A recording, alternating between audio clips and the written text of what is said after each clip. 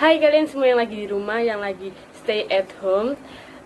Daripada kalian diem-diem di rumah, mending kalian nonton video ini sampai selesai. Dan jangan lupa like, share, and subscribe. Di videoku kali ini aku akan mempresentasikan mengenai kesenjangan sosial desa dan kota. Apa sih kesenjangan sosial? Kesenjangan sosial dapat diartikan sebagai ketidaksamaan akses untuk mendapatkan atau memanfaatkan sumber daya yang tersedia. Sumber daya yang tersedia dapat berupa kebutuhan primer dan sekunder seperti pendidikan, kesehatan, perumahan, peluang usaha dan kerja, bahkan sarana pengembangan usaha, dan lain-lain.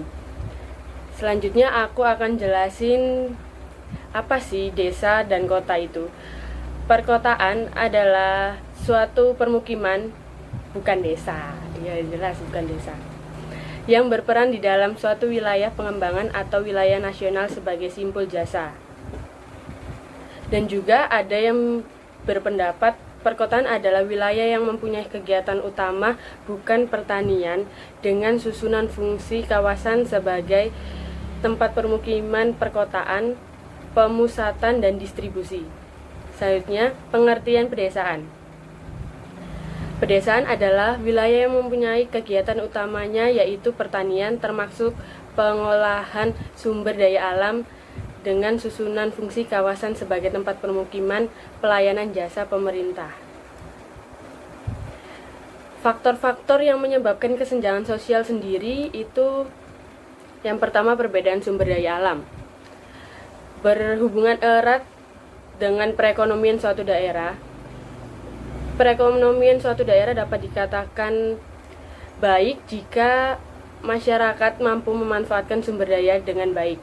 Namun begitu juga sebaliknya, jika masyarakat tidak mampu memanfaatkan sumber daya dengan baik, suatu daerah dapat dikatakan dengan perekonomian yang rendah. Yang kedua, kebijakan pemerintah. Kebijakan pemerintah dapat menyebabkan kesenjangan sosial, contohnya yaitu tentang program transmigrasi. Ketika warga pendatang lebih cepat maju dibandingkan dengan warga asli, ketimpangan sosial dapat terjadi. Ketimpangan tersebut dapat terjadi karena ada ketidaksetaraan antara dua kelompok yang seharusnya berkembang secara bersama-sama. Yang ketiga, faktor demografi. Kondisi demografis menunjukkan tingkat pertumbuhan dan struktur kependudukan serta segala bentuk yang berkaitan dengan penduduk. Perbedaan kondisi demografis suatu daerah dapat menyebabkan terjadinya ketimpangan sosial karena perbedaan produktivitas kerja masyarakat pada setiap daerahnya. Yang keempat, kemiskinan. Menurut Louis 1983,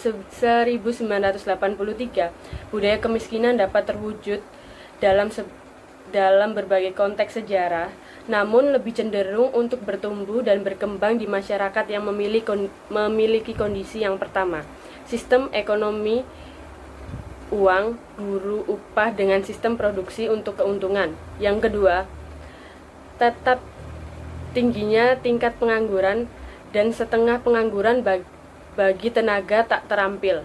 Yang ketiga, rendahnya upah buruh. Yang keempat, sistem keluarga bilateral lebih menonjol daripada sistem unilateral. Yang kelima, kuatnya nilai-nilai pada kelas yang berkuasa yang menekankan penumpukan harta kekayaan dan adanya kemungkinan mobilitas vertikal. Dan yang terakhir, lapangan pekerjaan. Lapangan pekerjaan memiliki pengaruh yang sangat besar dalam perekonomian suatu masyarakat. Sedangkan perekonomian menjadi faktor terjadinya kesenjangan sosial.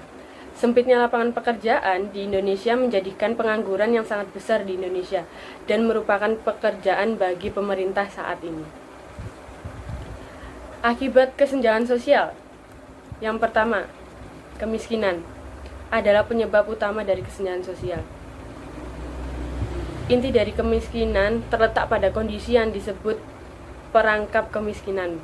Perangkap itu tersendiri dari kelemahan fisik, keterbatasan atau kadar isolasi, kerentanan, dan ketidakberdayaan. Yang kedua, kurangnya lapangan pekerjaan. Lapangan pekerjaan memiliki pengaruh yang sangat besar dalam suatu perekonomian masyarakat, sedangkan perekonomian menjadi faktor terjadinya kesenjangan sosial. Salah satu karakteristik tenaga kerja di Indonesia adalah laju pertumbuhan tenaga kerja lebih tinggi ketimbang laju pertumbuhan lapangan kerja. Faktor-faktor penyebab pengangguran di Indonesia: yang pertama, kurangnya sumber daya manusia pencipta lapangan kerja.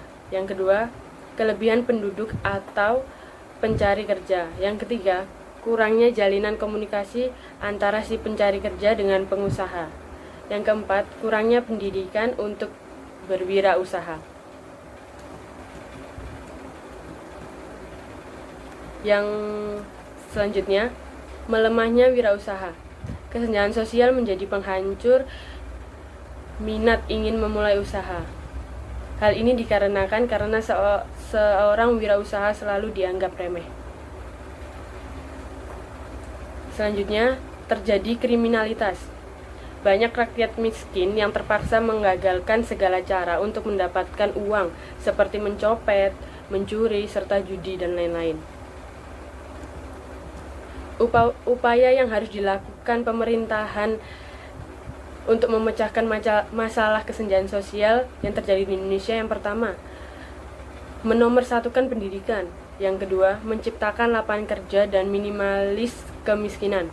Yang ketiga, meminimalis KKN dan memberantas korupsi. Dan yang keempat, meningkatkan sistem keadilan di Indonesia serta melakukan pengawasan yang ketat terhadap mafia hukum. Yang terakhir, contoh dari kesenjangan di desa dan di kota. Yang pertama, tingkat daya beli masyarakat desa lebih rendah, pendidikan tidak merata, pelayanan yang tidak sama antara desa dan kota. Misalnya saja, kesehatan.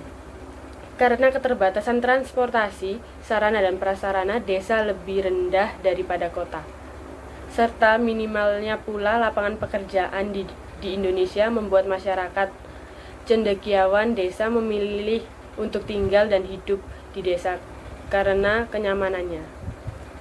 Sekian presentasi dari saya. Kurang lebihnya mohon maaf. Saya ucapkan terima kasih. Jangan lupa tetap di rumah aja.